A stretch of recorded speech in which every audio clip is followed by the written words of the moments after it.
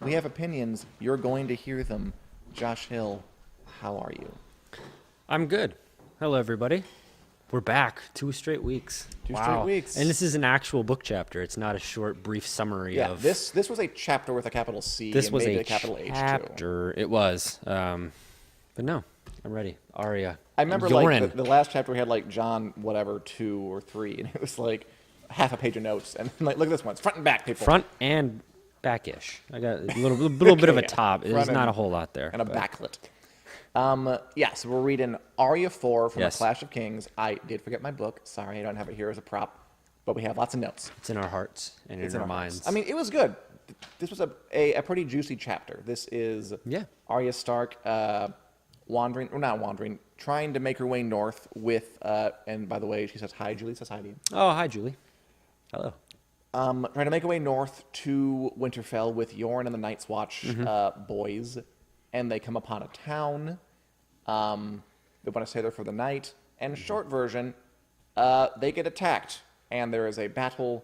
And The gold cloaks. the Gold Cloaks, led by what the hell's his name? Amory Lorch. There you go. There you go. Yeah, small character. He's briefly in the show, but like just like a face, just like you're gonna play Amory Lorch while you're blinds. No, that's your name. That kind of thing. But he's a little bigger in the books. What do you think, Josh? What stood out to you about this chapter? Well, something that you noted right away is kind of like this dichotomy of innocence, where you've got on one hand, it's specifically when they find the dead body in the river, and then a little bit later they're playing in the river. Yeah, like naked. Like the ones like throwing mud at hot pie. Yeah, and I mean, we always talk about it. This relates to like real life as much as it can, but this definitely feels like every documentary I've ever seen about a war-torn country, where the kids, because they're the kids, it's hot pie, it's so Mommy. the kids are just, this is their world. Like, it's not, yeah, it's terrible and they know they're at war, but it's not this grandiose thing that we think of where it's this tragedy where man is at war and we're tearing families apart.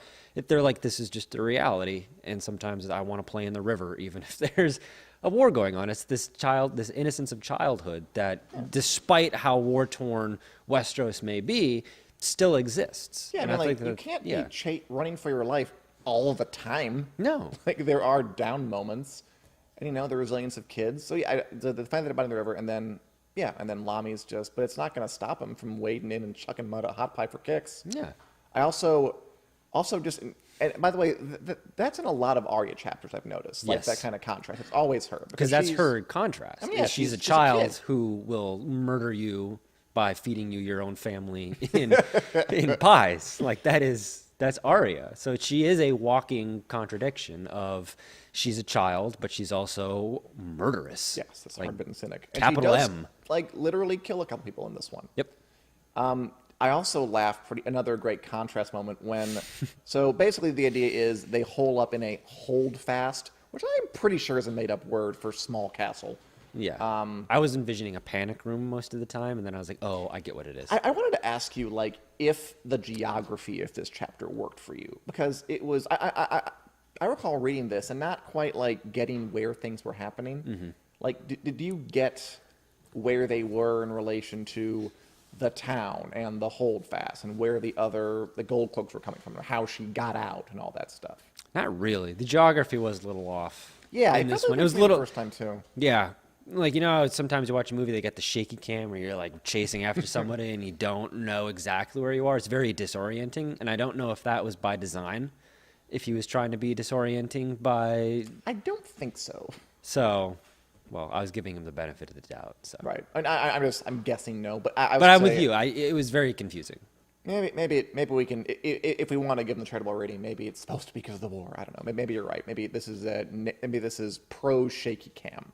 The shaky cam chapter. Exactly. But no, I love this moment where, so these gold cloaks. So they're on the holdfast and they are climbing the walls to get to them and kill them because they think they're the Brotherhood without banners who are harassing the Lannisters, and Yoren doesn't let them in. So they decide, okay, we're going to breach. We're going to kill them all. Yeah. And there's this bit where I'll just read it.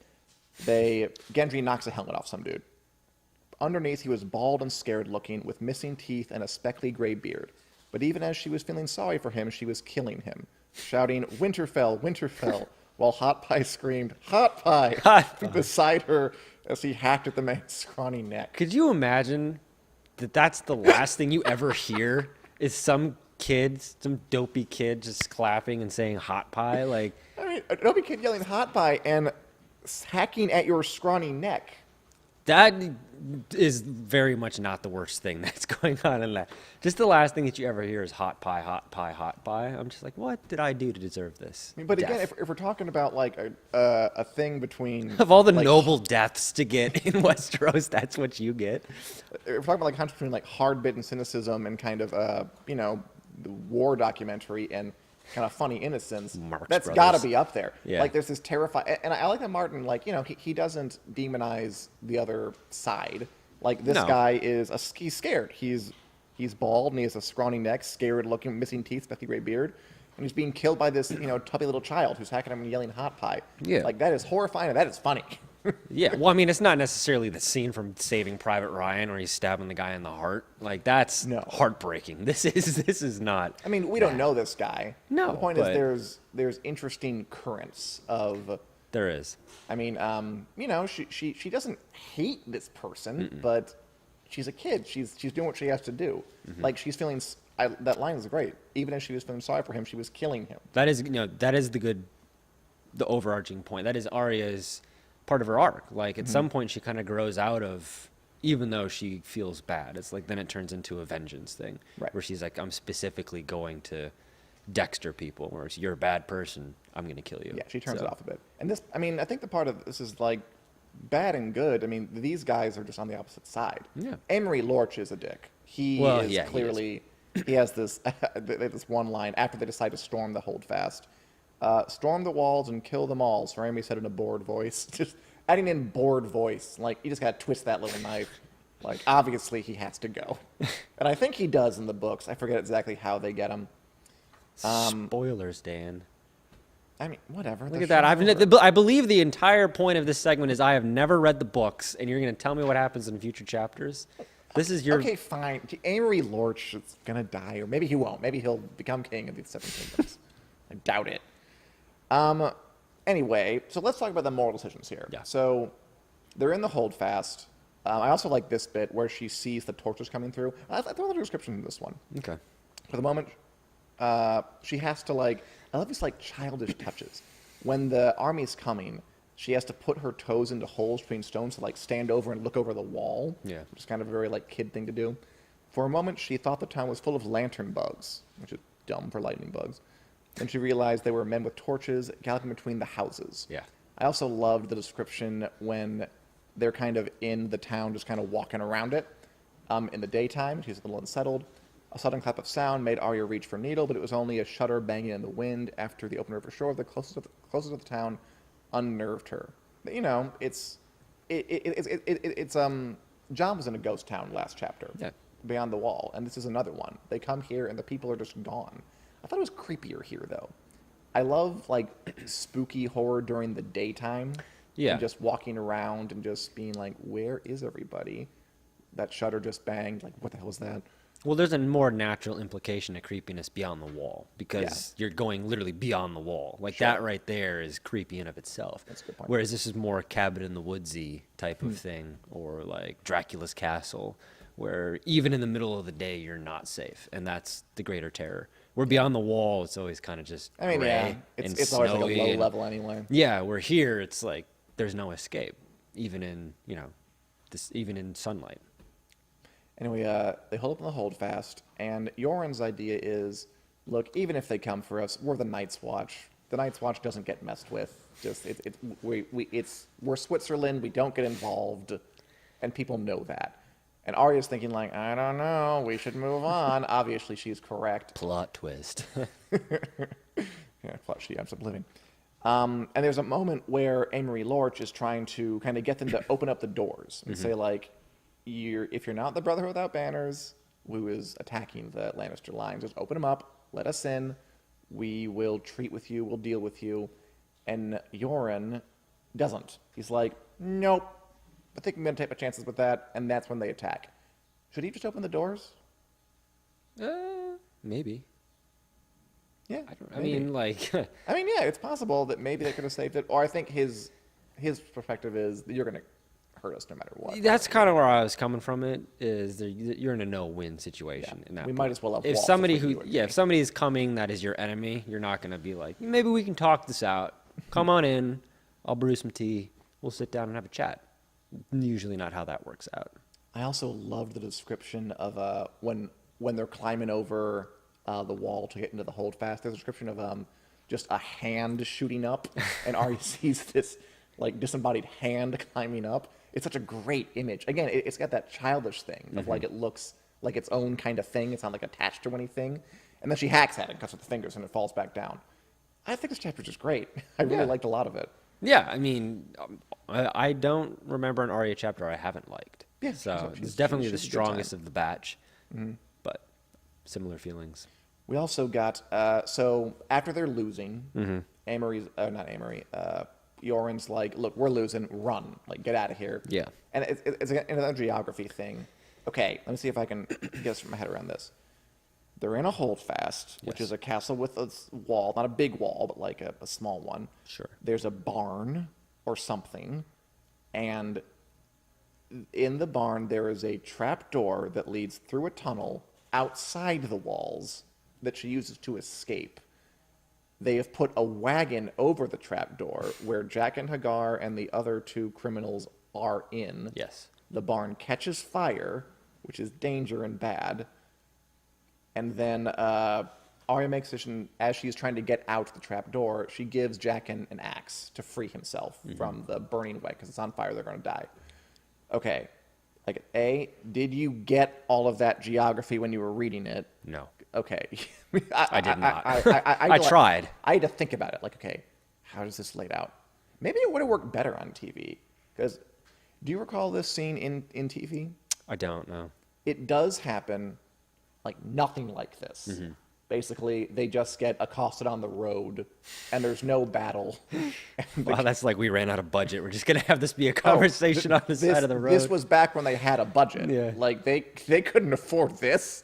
Now they could have. For season 7, 8, 6, they would have gone whole hog. But back in season 2, no. It was like, they're reading it, we can't do this. Where are we going to find a holdfast? What even is a holdfast?